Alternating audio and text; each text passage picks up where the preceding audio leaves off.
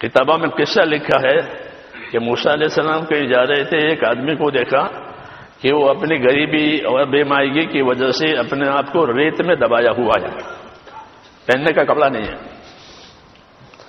اتنا محتاج ہے۔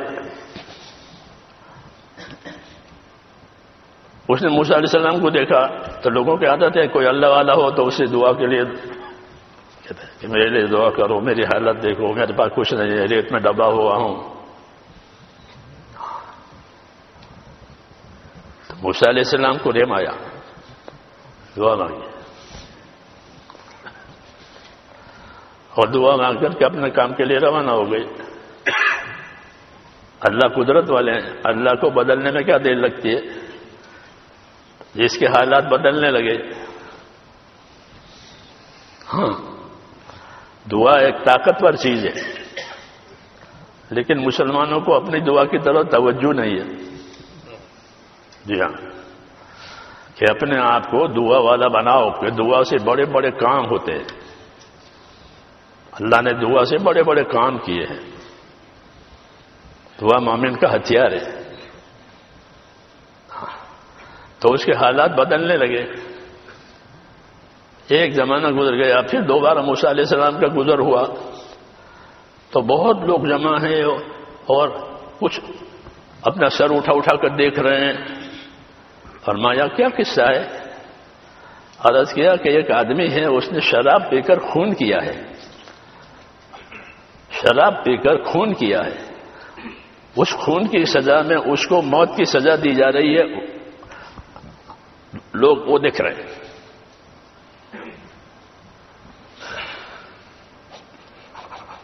موسیٰ علیہ السلام نے جو آگے بڑھ کر دیکھا تو وہی تھا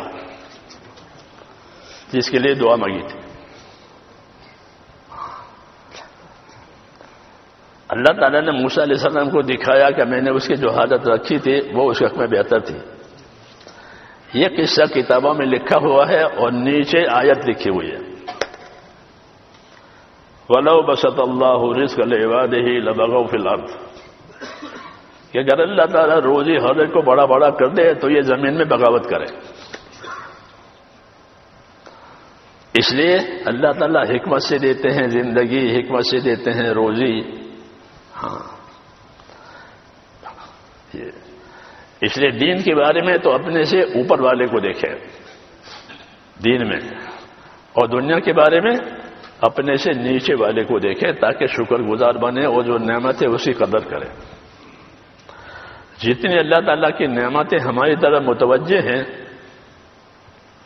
وہ نعمتیں بھی ہیں اور امانتیں بھی ہیں، وہ ہماری اپنی نہیں ہے، وہ اللہ کی امانتیں ہیں۔ آنکھ ہو، کان ہو، ہاتھ پاؤں ہو، تندرستی ہو، مال ہو، اولاد ہو، یہ کیا ہے؟ یہ اللہ کی امانتیں ہیں۔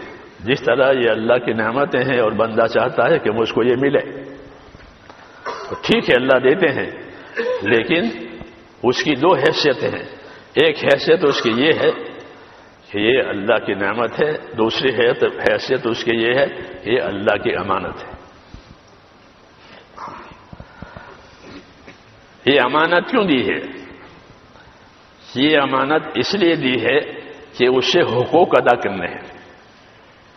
امانت صرف سنبھالنے کے لیے نہیں ہوتی، بلکہ امانت اس لیے ہے کہ اس سے حقوق ادا کیے جائے۔ جیسے نوکروں کو بہت سی چیزیں دیتے ہیں، گاڑی بھی دیتے ہیں، بندوق بھی دیتے ہیں پولیس والوں کو، تو یہ نعمتیں ان کو دی ہے کیوں؟ اپنی ذمہ داری کا حق ادا کرنے کے لیے یہ ہے۔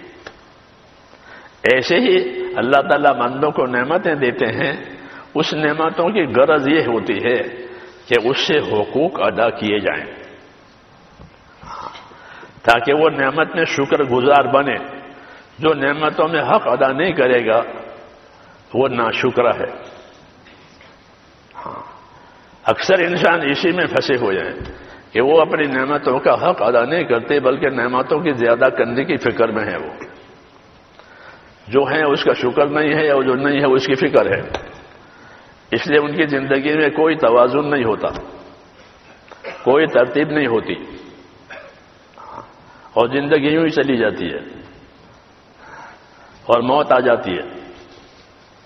اس لیے یہ حکم ہے ان نعمتوں کے بارے میں یہ سمجھا کرو کہ جو نعمت آئی ہے وہ نعمت بھی ہے اور امانت بھی ہے،